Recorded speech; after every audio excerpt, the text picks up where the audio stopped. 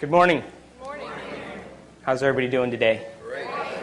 Just curious, how many people created their day this morning? You know why you didn't create your day? Because you don't believe it's possible yet.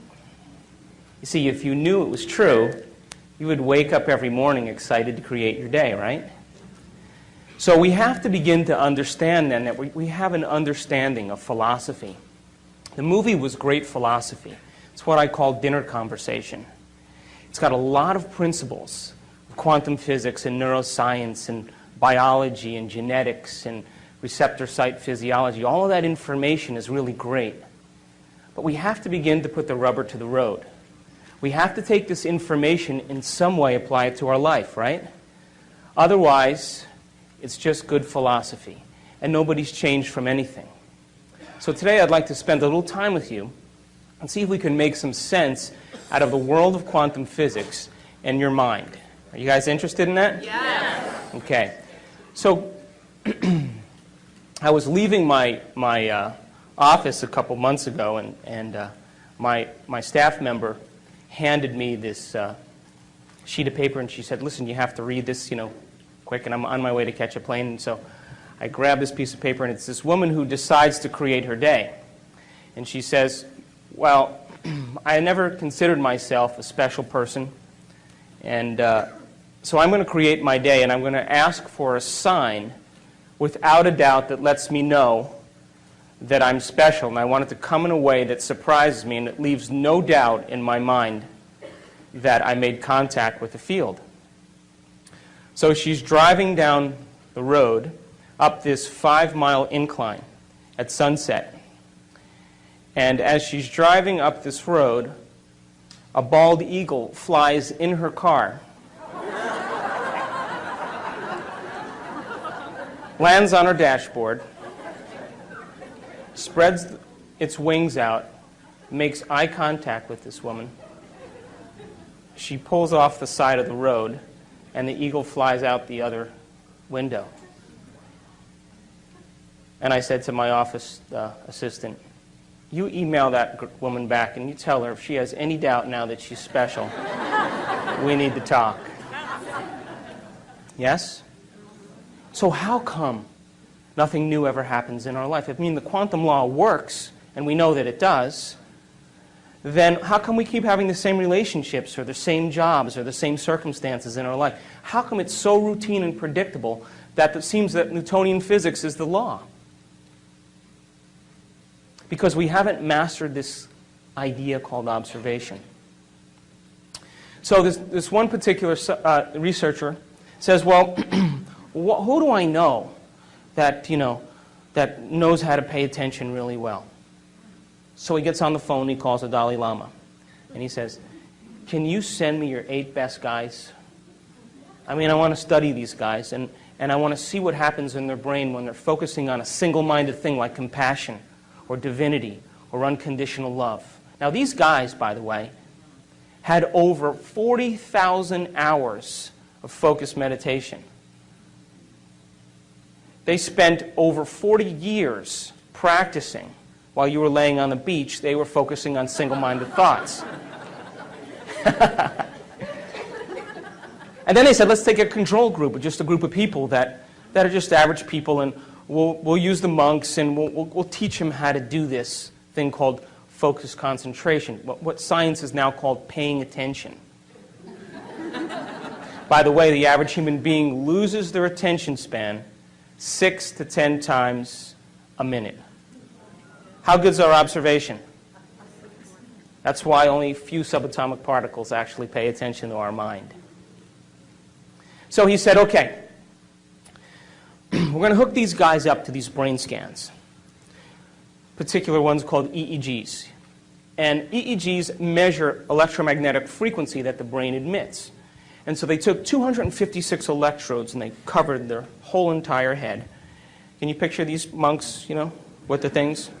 And then they ran all the feedback into a computer that created a holographic picture of the brain, and they were able to begin to measure brain activity. You guys with me? Yep. So They said to these monks, be your normal self. They took 8 of them, be your normal self. And then they said, okay, now listen, you guys, pay attention to compassion. Just close your eyes and pay attention to compassion. The moment they did that, all of a sudden, the frontal lobe lit up so much that the scientists had never seen that type of activity in that part of the brain.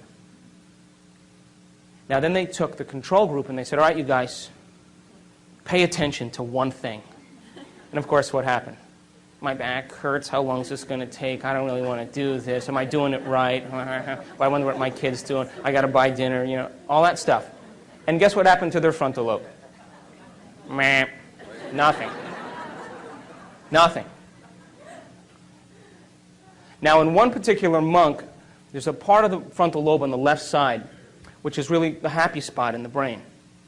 And this guy's left frontal lobe was so ignited that the scientists said, this guy's got to be the happiest guy in the world. They'd never seen activity like this before. But then the scientists began to think about this, and what they said was, maybe paying attention and concentration and observation is a skill. Just like tennis or golf, and you can improve it if you keep practicing it. Now think about this. The brain is the instrument that we use. It's the machinery for us to process thought. How many people accept that? And it also has some automatic processes that allow us to function. But for the most part, it's the greatest area in the body where there's the greatest number of neurons clustered together. And where you have the greatest number of neurons clustered together, you have the greatest intelligence. So the brain is the central clearinghouse of intelligence. Mind, by the way, is what the brain does. Mind is the brain in action. It's the brain at work.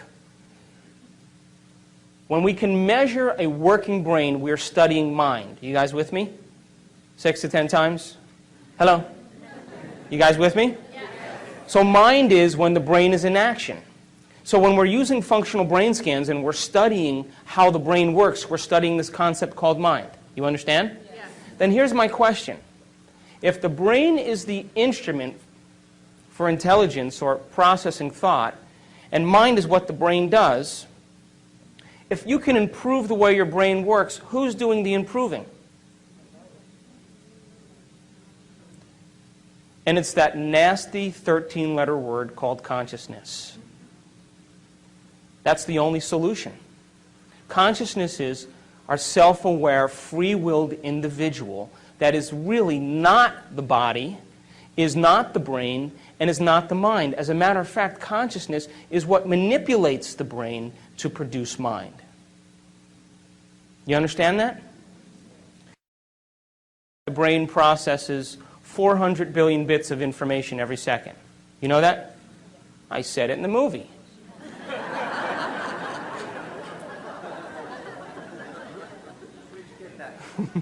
But we're only aware of about 2,000 of those 400 billion bits of information. And you know what those 2,000 bits of information have to do with? 3 things, and only 3 things. The body, the environment, and time. That's it. Does your back hurt? You have a headache? Are you tired? Is it too cold in here? Is it too bright in here? Is it too dark in here? You like the way the person smells sitting next to you. You even like the person next to you. How long is this guy going to talk before we can break? And that's where all of our self-awareness is on. It's only on the body, the environment, and time. And yet billions of bits of information is being processed by the brain. Now, when we can take consciousness, self-awareness, and move it away from the body, the environment, and time, we no longer have to live by the laws of the body, the environment, and time. And when we're able to do that, we begin to open the door to walk into the quantum field. Now, it's true I've been studying spontaneous remissions of diseases. It's kind of been my interest for the last 7 years. People that have had cancer and diabetes and emphysema and endocrine conditions, thyroid conditions, heart disease, high blood pressure, high cholesterol levels, rare genetic disorders that even medical science didn't have a solution for. And these people all of a sudden became healthy.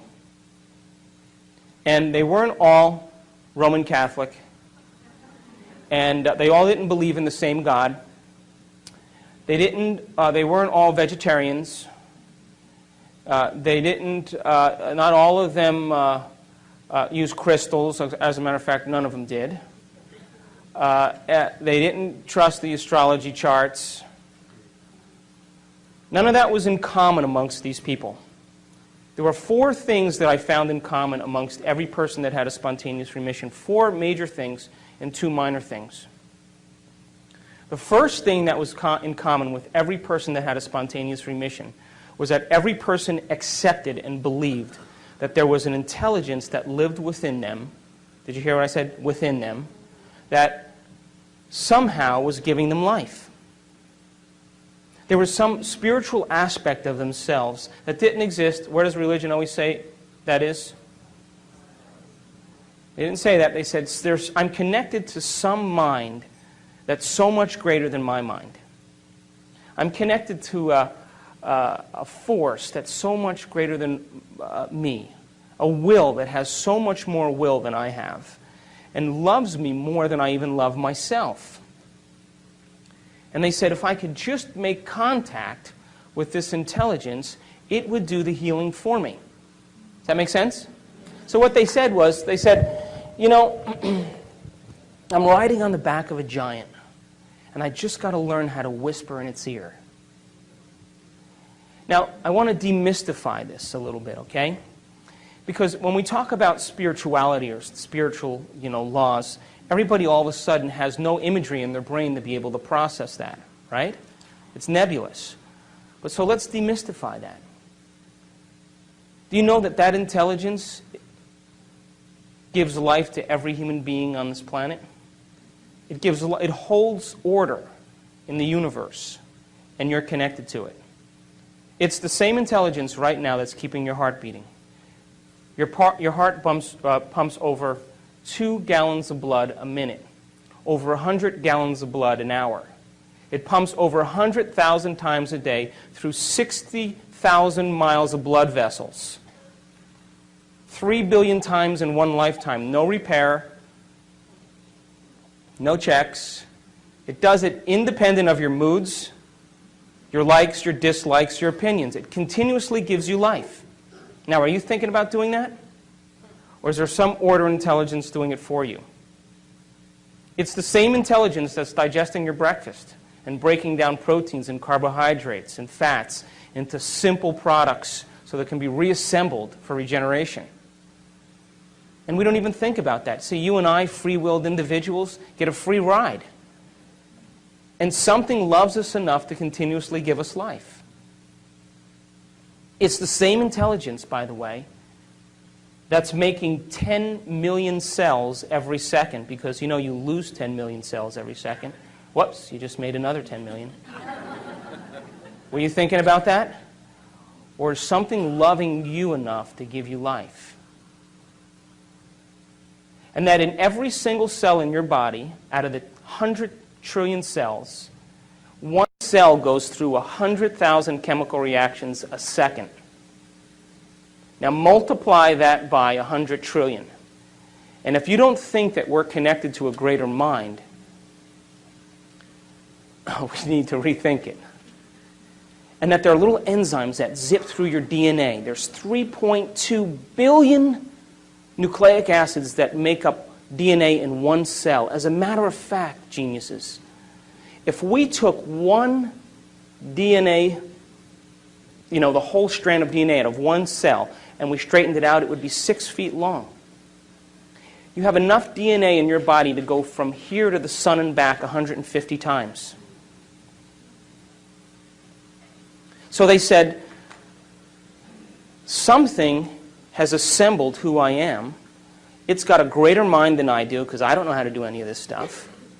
And it's got a greater will than I do, because I don't think I can keep my heart beating more than a few seconds without thinking about my Visa account. And it loves me enough to put up with me. And they said, I gotta just surrender. I gotta get out of the way enough to let this thing do it for me. I just gotta direct it and then get out of the way. That was the first thing they had in common. The second thing they had in common is that they all said this. You know, my thoughts, or my attitude, you know, an attitude is a cluster of thoughts pasted together. My attitude created my condition. You know, I've been a victim for the last 15 years. I could never get over it, and it's worked really well for me to get what I want. Or I've been an angry person and I've hated my parents for the last 15 or 20 years, and I got to stop that. It was actually me and who I was being that created this state of health that I'm in. You with me? Yeah. Now, do you know that every time you have a thought, you make a chemical? And if you have great thoughts and unlimited thoughts or happy thoughts, you make chemicals that make you feel happy or good. And if you have negative thoughts or bad thoughts or contracted thoughts, you make chemicals that make you feel bad. Does that make sense? Yeah. So imagine, right? You have an insecure thought. What's the next thing that happens? You feel insecure, right? Now here's the bad news. The moment you start to feel insecure, the next thing you do is you start to think the way you're feeling, which then makes more chemicals so that you can feel the way you're thinking and think the way you're feeling. And we get caught in this loop between thinking and feeling. This is the human drama. And what ultimately happens, listen to this, is that feeling becomes the means of thinking. And what that really means then, geniuses, is that mind is now immersed in the body. You're not thinking as a mind. You're not thinking as a conscious being. You're thinking as a body, because body is determining the outcome based on a feeling. So we call that a state of being. So the person can't think any other way than the way that they feel. So they wake up in the morning and they feel bad and they start to think bad and then they start to feel bad and they spend the whole day perceiving their day based on a feeling. Now the body should be the servant to the mind. When this happens now, it's the mind that's the servant to the body. Quantum law still apply? Absolutely, which means then that the person can only live out their genetic destiny. Nothing new will ever happen. Am I making sense? Yeah. Now the third thing they had in common is that they all said this. You know what? I have to reinvent myself. I got to become somebody else. I can't be this miserable victim for the rest of my life. I got to become somebody else. Now the moment they did that, they started to ask themselves some really important questions. Questions that most people don't have the time to think about. Questions like, what would it be like to be a happy person? Who do I know in my life that's happy? What would I have to change about myself to live in joy? Who in history do I admire that was great? And at what point did I lose it and believe this is who I am? And you know, the moment we ask those important questions, guess what part of the brain turns on? Frontal lobe. You know why? Because when we're running automatic programs that determine who we are, we're using the rest of the neocortex. It's all based on association and memory. When we stop those automatic programs, it's the moment when you ask those important questions, the brain puts the brakes on and has to reassemble a new way of firing to produce an answer to that question different than the way you've always thought. You understand that?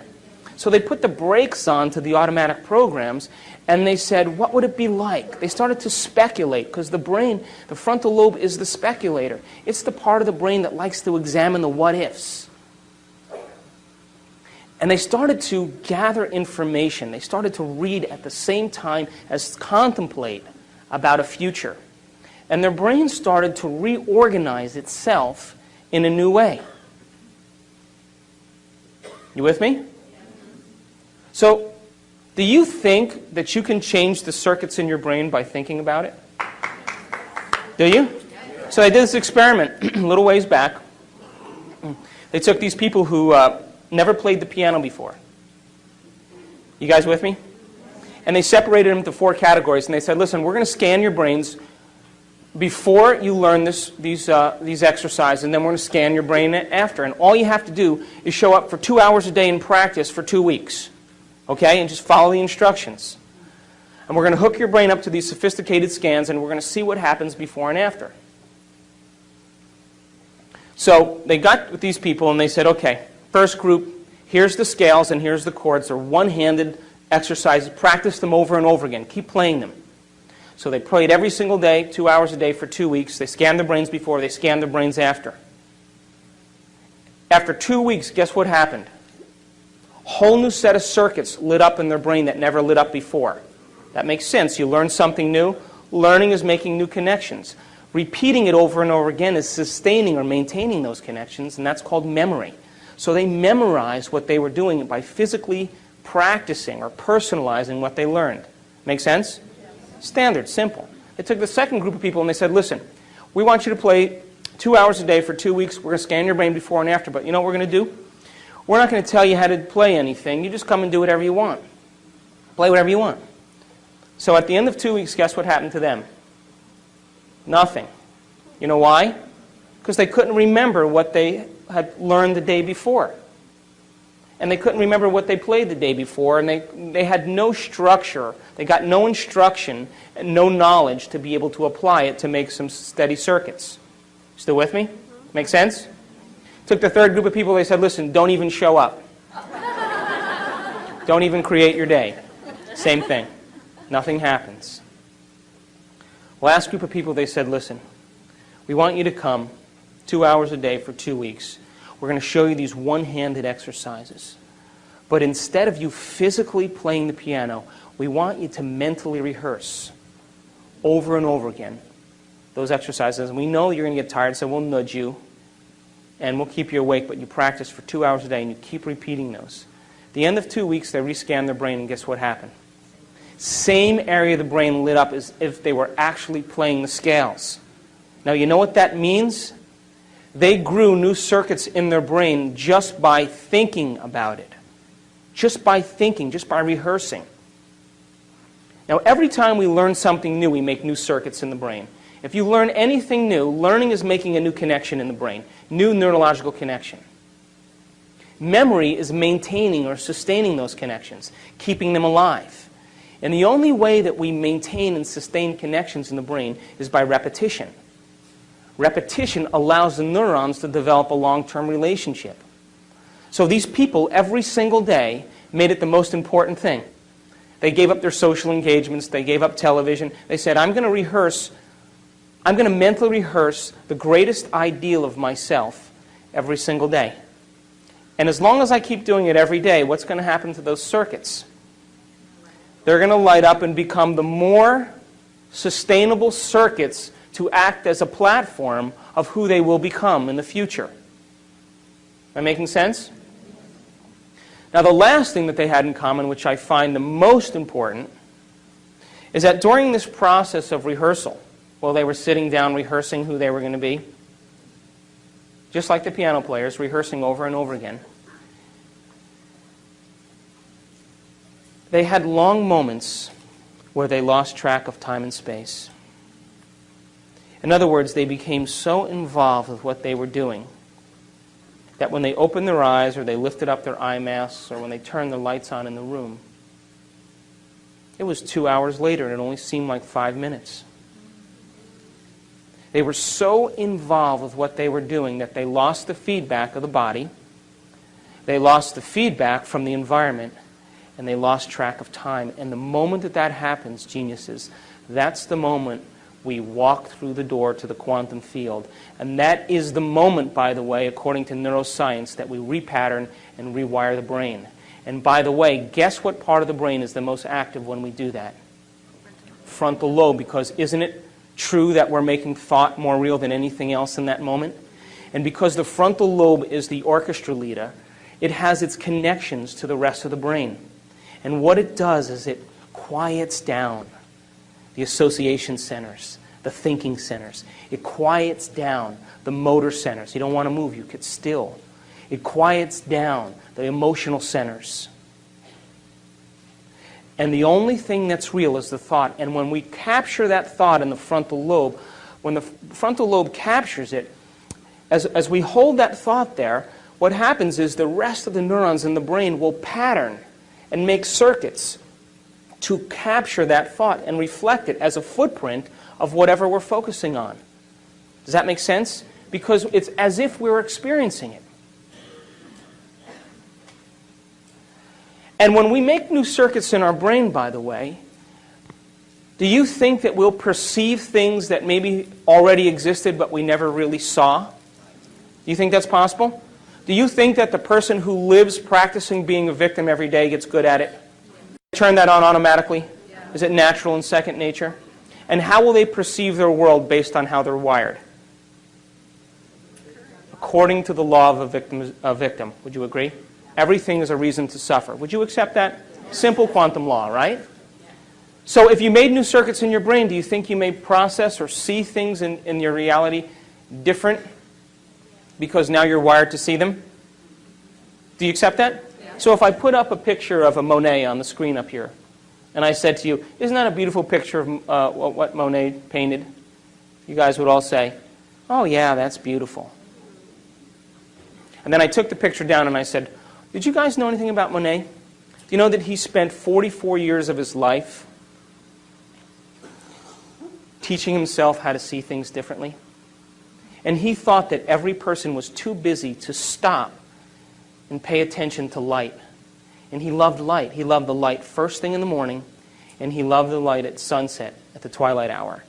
And he said that the golden light of the twilight hour and the brightness and the opalescent light in the morning actually colored reality.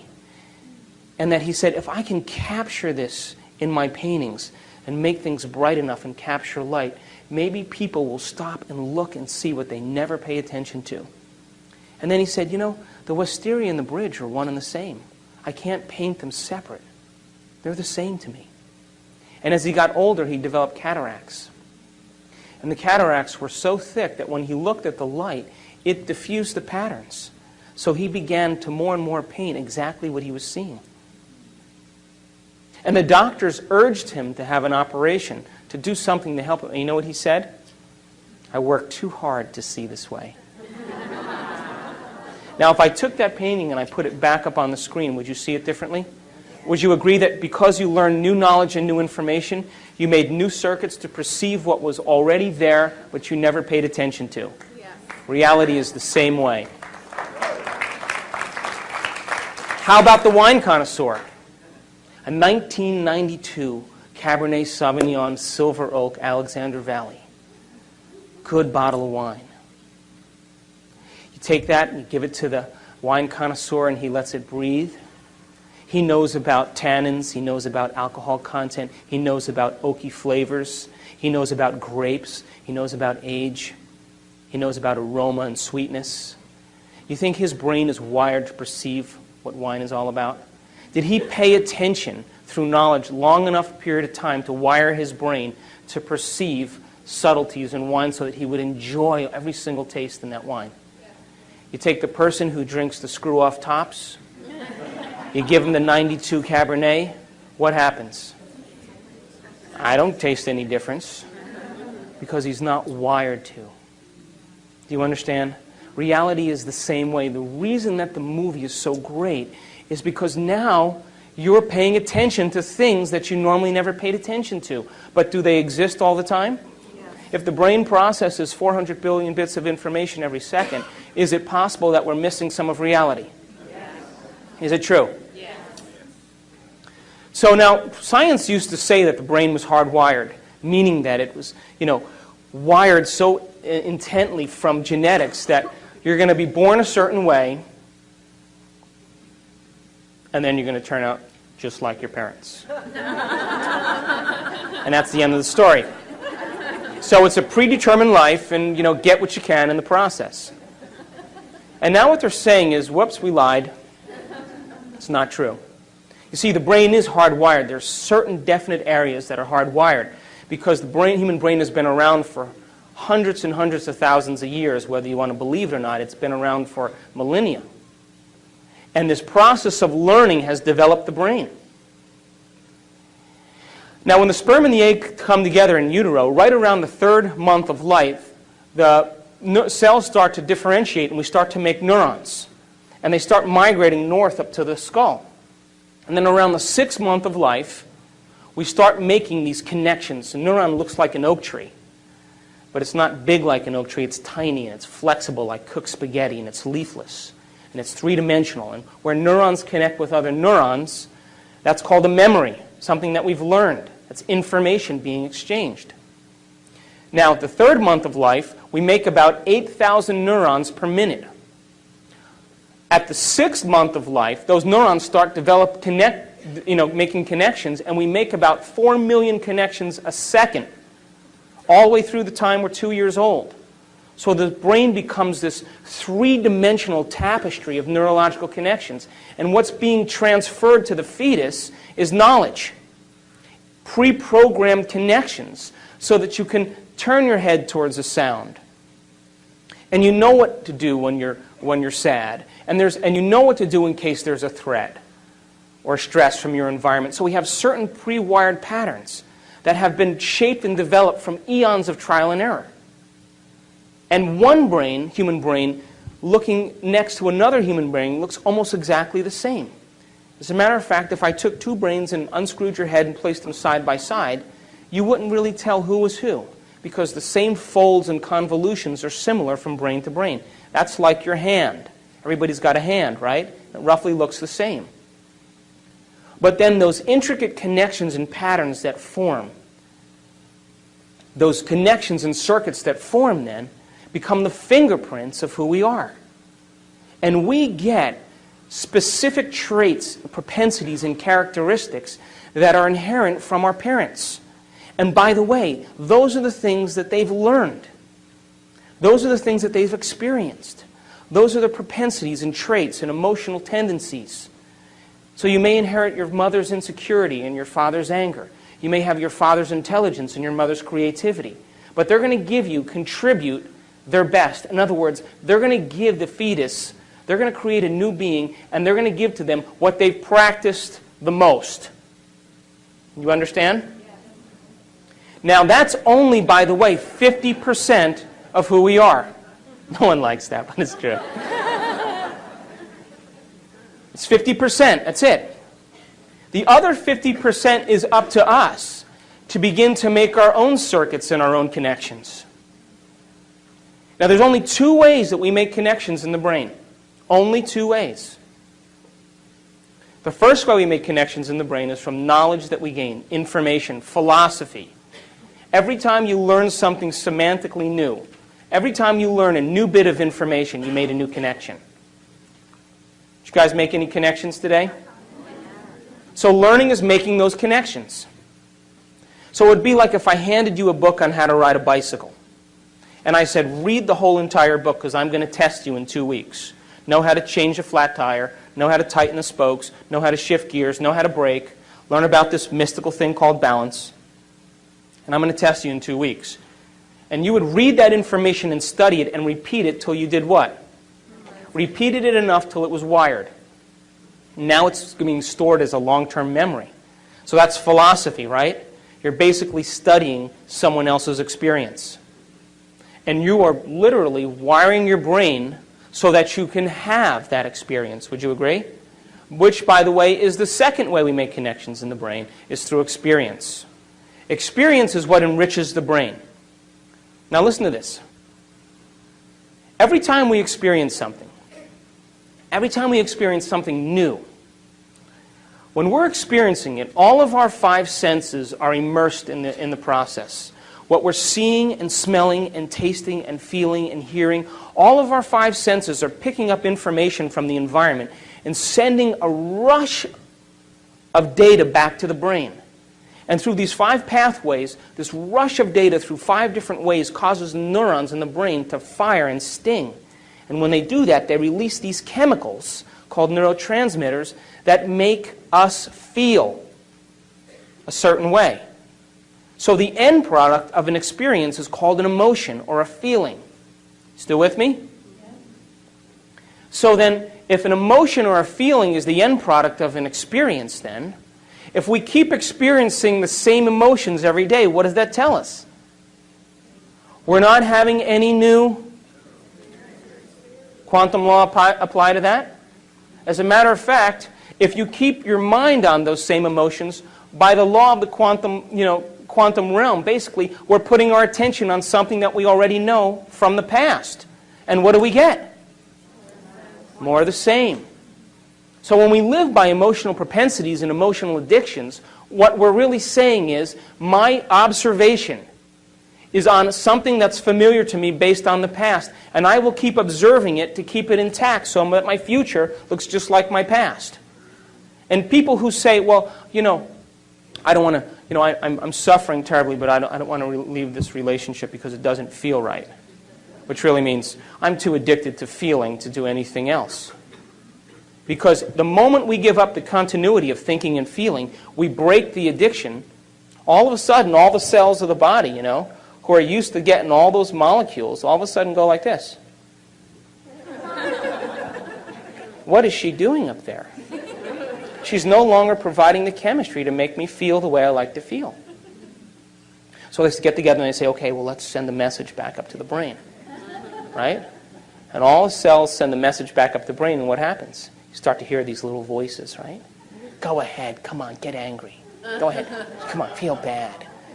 That's because that's the body telling you that it's used to some chemical state. That's the body determining reality.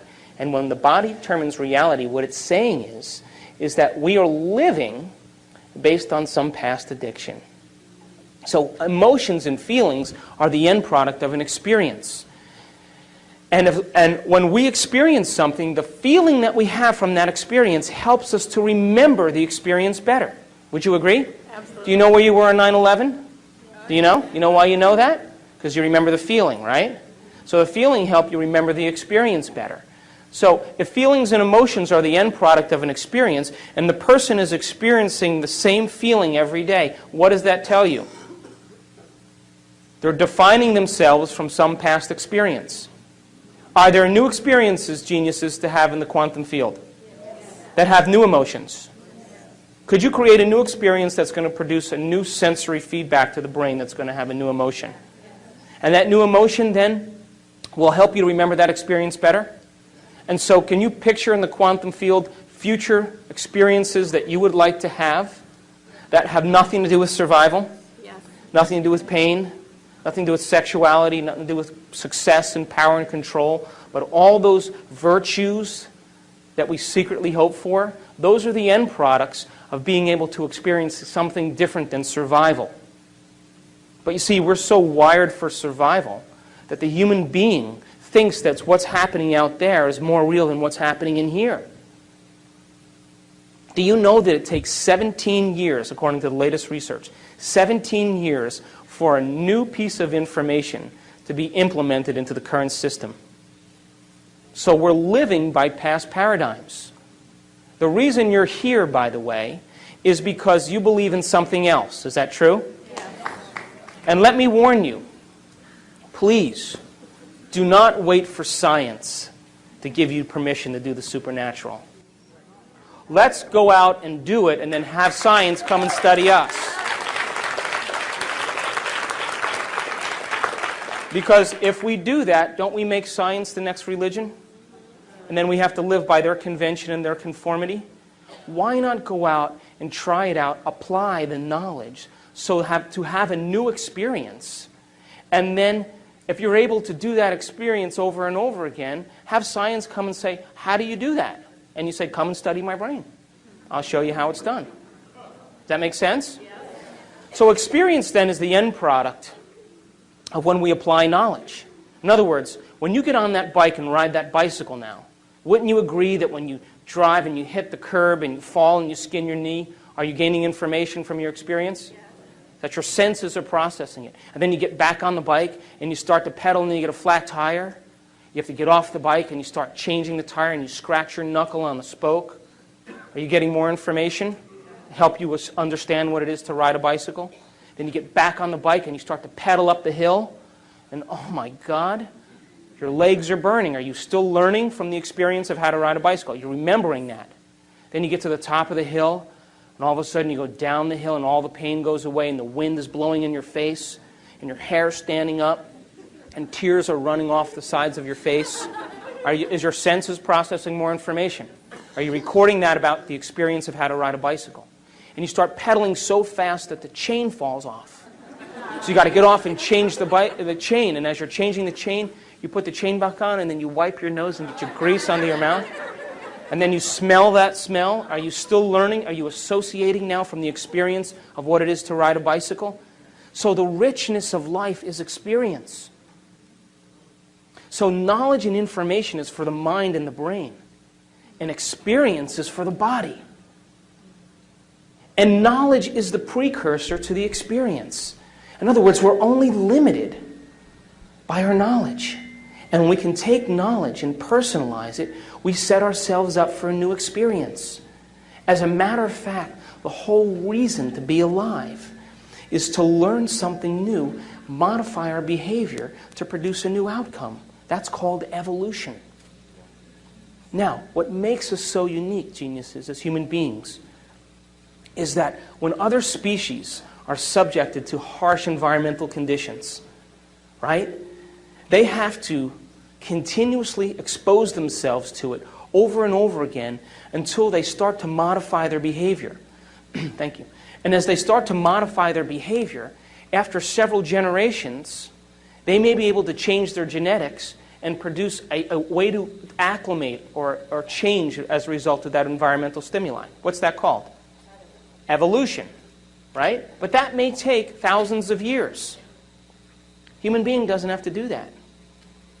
Human being, because of the size of the frontal lobe, can change in a year, can modify themselves in a week, can become a different person in a day.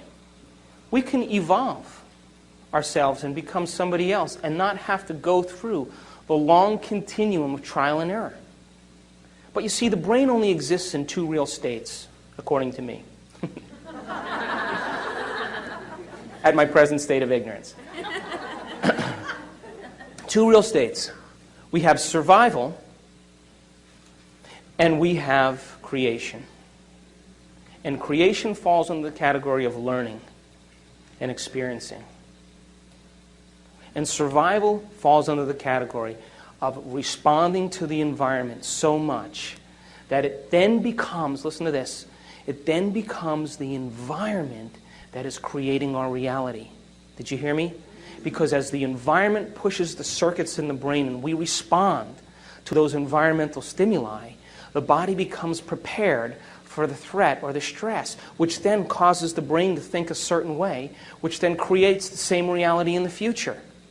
So we're these human beings with these big brains, but we're living in the rudimentary part of the nervous system that's based on survival. And by the way, 90% of the time that we're awake and aware, we're living in survival. You know, responding to the environment, allowing the environment to determine our internal state. And the confusion we have as human beings, you see, the present moment right now is created from the thoughts of where? Right? So then the thoughts of now are creating what? So most people, though, they say, I'm going to sit down and create my day. I'm going to sit down and create wealth. And they sit down for 10 minutes. They get up and they start looking in their bank account for the transfer. And then they say what? Didn't work. But you know, we Americans, by the way, are the most difficult audience to talk to. We go to South America, we go to Europe, we go to Asia. People accept this. But Americans are so desensitized to so much stimuli. They get, 2,000 channels on their television. They have opinions about everything. They're into convenience. If your internet connection doesn't come up in 30 seconds, you're like...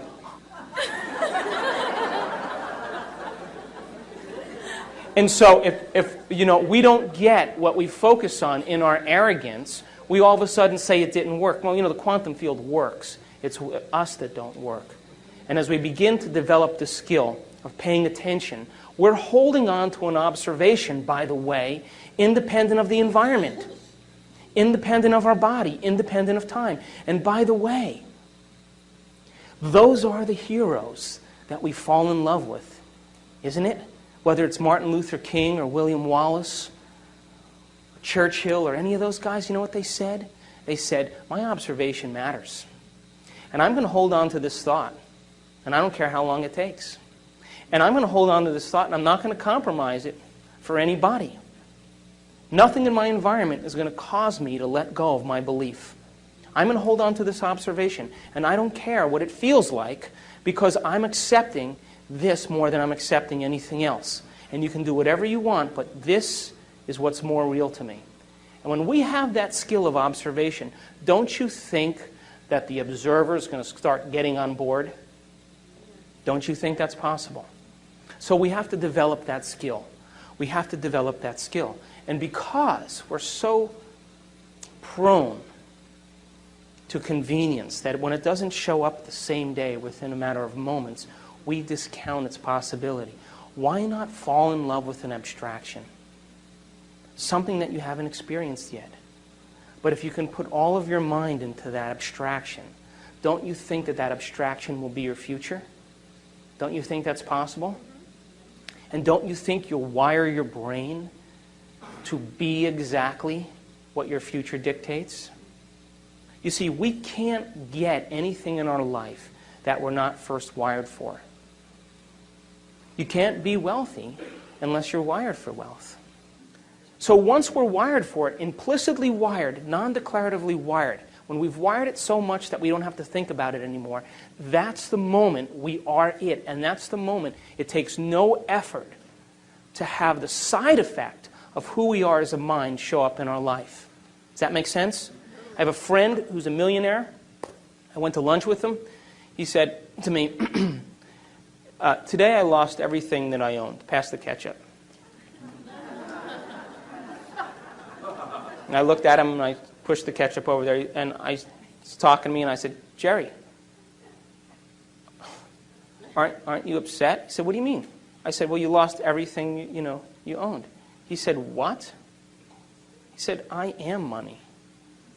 I've made it thousands of times. I've made it 100 times. I'm going to go make it back in 2 weeks. So the question is, who are we going to rehearse ourselves to be every morning? Can you rehearse in the morning your greatest ideal and activate those circuits? And as you rehearse those ideals for yourself and activate those circuits, won't they be the platform of who you become?